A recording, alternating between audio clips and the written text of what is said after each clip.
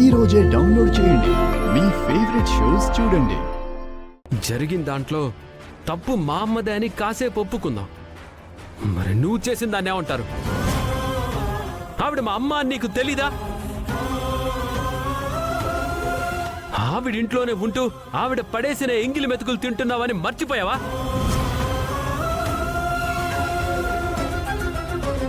నలుగురిలోనూ మా అమ్మ నిలబెట్టి నిలదీసే స్థాయి అనేది ఆస్తిలో కానీ మరి ఏ విషయంలో కానీ మా అమ్మ కాలి గోటికి సరిపోతావా నువ్వు? అసలు జరిగిందేంటో తెలియకుండా ఎందుకు రాంతంత మాటలు మాట్లాడుతున్నావు? అవసరం లేదు నానమ్మా. దీని కారణంగా ఏం జరిగిందో ఊర్లో అందరూ చూశారు కదా. ఇంత జరిగిన తర్వాత ఇక డిస్కషన్స్ అనవసరం. నువ్వు నా ఇంట్లో ఉండడానికి వీల్లేదు.